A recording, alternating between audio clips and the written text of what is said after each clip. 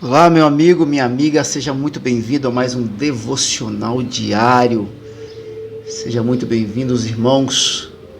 Hoje nós vamos falar sobre a voz de Deus. Mas antes de nós conversarmos, antes de começarmos, eu quero convidá-lo para que você se inscreva no nosso canal no YouTube, que você deixe já um joinha nesse vídeo e que você coloque os seus pedidos de oração nos comentários desse vídeo. Nós e amigos pastores oraremos por você. Vamos lá. 1 Samuel, capítulo de número 3, versículos de número 6 e 7. Tornou o Senhor a chamar Samuel. Este se levantou, foi a Eli e disse: Eis-me aqui, pois tu me chamaste. Mas ele disse: Não te chamei, meu filho. Torna a deitar-te. Porém Samuel ainda não conhecia o Senhor, e ainda não lhe tinha sido manifestada a palavra do Senhor. Nós encontramos aqui nessa palavra dois fatos muito interessantes nesse momento da vida do jovem Samuel. O primeiro fato é em relação à voz de Deus. Porque quando ele ouvia Deus falando, ele pensava: é Eli. Eli era uma pessoa íntima a Samuel, uma pessoa próxima. E o interessante é porque a voz de Deus era parecida com a de Eli. Em nenhum momento ele foi até Eli e perguntou para Eli: Eli, você viu alguém falando alguma coisa? Eli, tem alguém falando alguma coisa, talvez seja lá fora. Ou Eli, eu ouvi alguém falando alguma coisa no meu quarto. Não. Ele perguntou: Eli, você me chamou? Mais de uma vez Elias recebe essas palavras de Samuel: você me chamou, Eli. Tem uma lição interessante nessa questão da voz, porque, irmãos, é só em filme que a voz de Deus é aquela voz estrondosa que ecoa no ar. Na nossa vida real, no nosso dia a dia, as maneiras como Deus fala é uma maneira que facilmente nós vamos identificar com outras vozes. E talvez, em alguns momentos, com a nossa própria voz. Guarda isso aí, esse primeiro fato. O segundo fato que a gente precisa parar e considerar é a seguinte frase aqui no texto bíblico: Samuel ainda não conhecia o Senhor, e ainda não lhe tinha sido manifestada a palavra do Senhor. O que essa frase aqui descreve? Como é que o texto está descrevendo Samuel, que sem dúvida nenhuma na história foi um dos maiores profetas de toda a história? Foi o profeta que ungiu Saul, primeiro rei de Israel. Foi o profeta que ungiu Davi, o maior rei da história de Israel.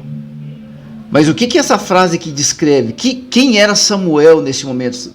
Olha, eu vou reler aqui. Samuel ainda não conhecia o Senhor, e ainda não lhe tinha sido manifestada a palavra do Senhor. Essa é a descrição de um principiante, de alguém que estava começando, só iniciando o processo de aprendizagem em relação a Deus, em relação ao seu chamado, em relação a ser um profeta, que era o chamado e o propósito da vida dele. Samuel estava engatinhando e dando os primeiros passos para se tornar o grande profeta e o grande juiz de Israel. Compreender tudo isso é muito importante. Existe um pensamento no meio de nós, do povo de Deus, de que espiritualidade é algo que às vezes você herda, que você herda de alguém, ou algo que pode ser recebido pela imposição de mãos, ou através de uma oração, ou através de uma palavra profética, ou mediante uma oração. Eu vou repetir. Existe um pensamento, uma ideia entre nós, povo de Deus, de que espiritualidade é algo que se herda, ou seja, passa de pai para filho, de mãe para filho. Alguns pensam que espiritualidade é algo que pode ser recebido através da imposição de mãos, ou de uma oração, ou de uma palavra profética.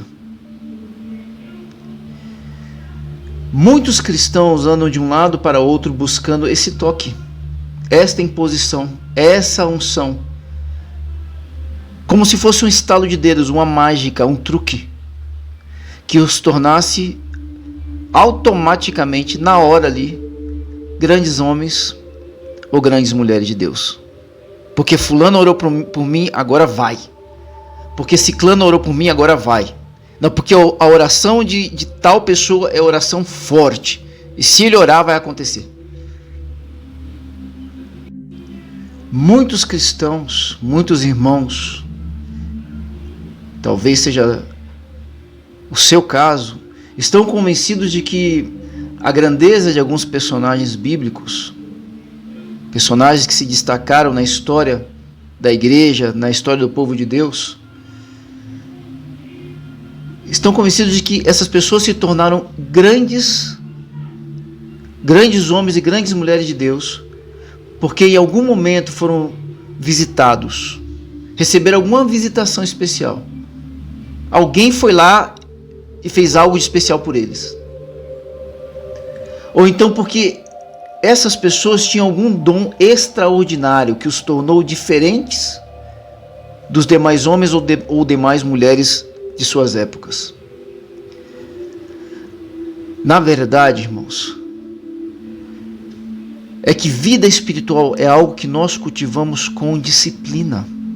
Preste bem atenção. É claro que existem coisas no nosso processo de desenvolvimento de vida espiritual que a gente não consegue explicar. É claro que tem coisas que nós não compreendemos. Agora, uma coisa precisa ficar clara para nós. É que não existem saltos, não existe mágica, não há atalhos para o nosso desenvolvimento espiritual. Existem momentos, talvez no culto, talvez em um evento que você foi, talvez até na tua casa, no teu quarto, sozinho, a sós, orando com Deus. Existem momentos em que nós recebemos uma visitação que é extraordinária da presença de Deus. Agora, isso é algo que acontece às vezes. Não é algo que Deus vai nos dar todo o tempo, porque Ele quer que você amadureça.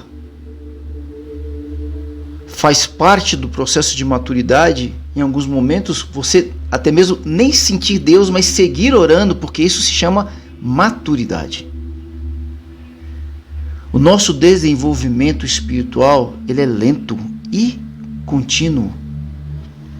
Aquilo que eu preciso fazer para me desenvolver espiritualmente deve ser algo feito com disciplina e com regularidade.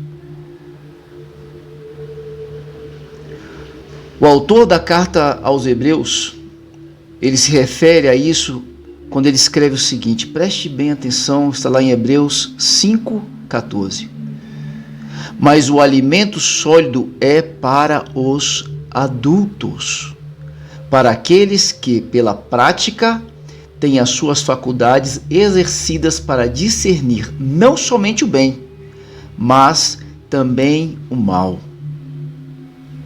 Hebreus 5:14. A frase, olha, o texto traz pela prática. Para aqueles que pela prática têm as suas faculdades exercidas para discernir não somente o bem, mas também o mal. Pela prática. É algo que leva tempo, que precisa ser feito 1, 2, 3, várias vezes. Em outras traduções, traz no lugar de pela prática, traz pelo exercício constante. Meu irmão, Seja qual for a tradução, todas querem destacar e nos chamar a atenção a um processo de aprendizagem, a um processo de maturação. E nesse processo de maturação, nós precisamos compreender que existe a possibilidade de nós errarmos, de nós nos equivocarmos, de nós tropeçarmos. Foi exatamente o que aconteceu com Samuel. Ao confundir aquela voz, naquele dia ele confundiu com a voz de Eli. Ele poderia ter confundido com qualquer outra voz. Repito o que eu disse no início, inclusive com a voz dele próprio.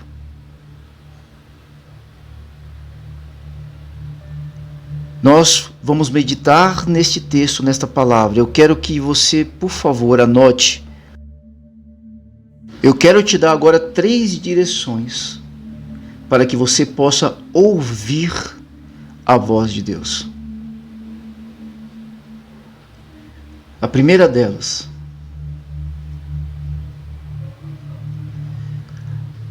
ore. É engraçado porque, se não todos, quase todo devocional, nós vamos falar para você: ore. Ore mais. Ore. A voz do Espírito para nós tem que ser como ouvir alguém muito próximo a você no meio da multidão. Um exemplo. Você está no meio de uma multidão, tem 30, 40, 50 pessoas falando. Mas de repente a tua mãe te chama pelo nome. Você sabe ou não sabe que é a voz da tua mãe te chamando? Ainda que você não a veja. É claro que sim. Porque é uma voz que você conhece, você tem intimidade, você está acostumado com aquela voz. Então ore para ouvir e conhecer como Deus fala com você. Para ouvir e discernir qual que é a voz de Deus. Eu preciso praticar, me habituar com essa voz, criar intimidade com esta voz. Em segundo lugar, leia a palavra de Deus. Porque a voz precisa estar de acordo com as Escrituras. E esse é um discernimento poderoso que você vai ter. O discernimento não precisa ser algo sobrenatural. Pode ser uma conclusão daquilo que você aprendeu na própria palavra do Senhor. Deus pode gerar discernimento através da tua própria inteligência, por isso Ele nos fez seres racionais. Em primeiro lugar, ore. Em segundo lugar, leia a palavra. Nenhuma novidade, mas com disciplina. Pedindo para que Deus fale com você através das Escrituras. E em terceiro lugar, se você um dia tinha tanta facilidade de ouvir a Deus, e isso de alguma forma se perdeu, e você anda confuso, sem saber discernir se é Deus ou se não é Deus, se é Deus ou se é o teu coração, se é Deus ou se é o inimigo, eu quero dizer para você, se você está numa situação e passando por um momento muito delicado na tua vida, cuidado.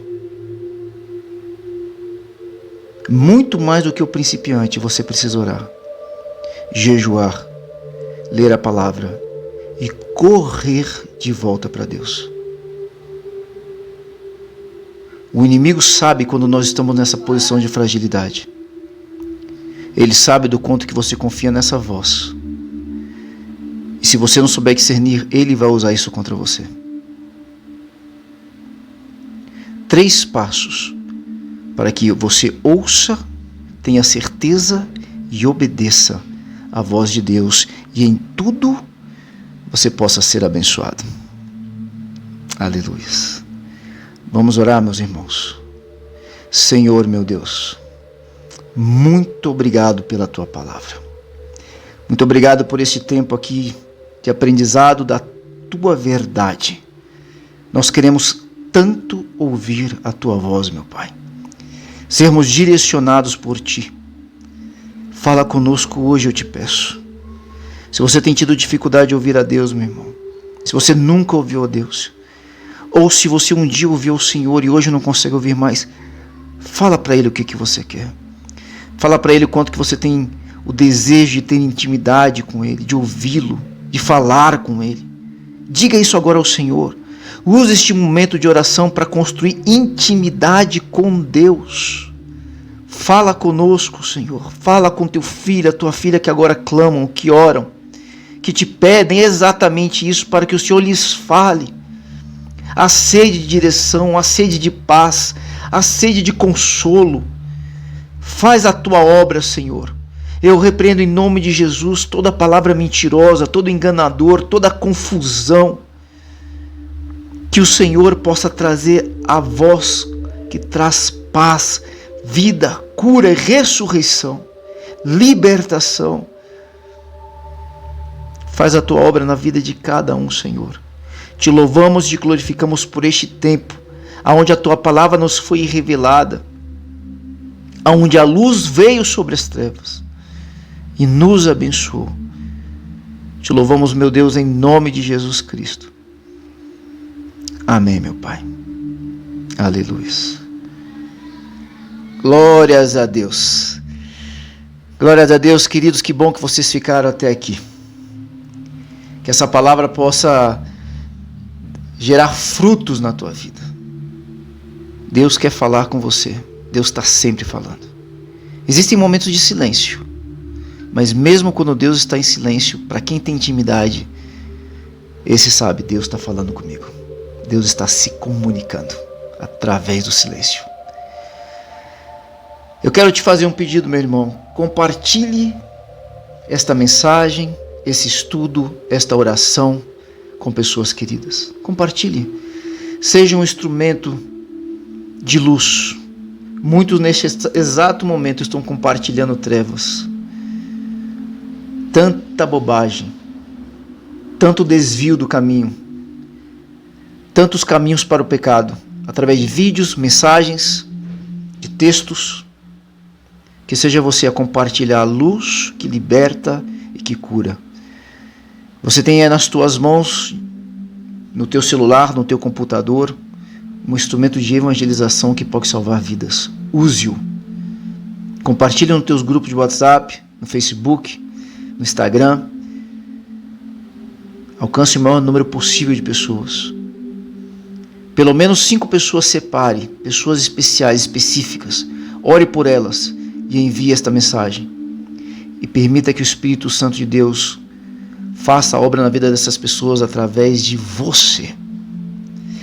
Muito obrigado, meu irmão, minha irmã. Se você ainda não segue nosso canal no YouTube, faça-o hoje. Estou aguardando você. Deixe os teus pedidos de oração.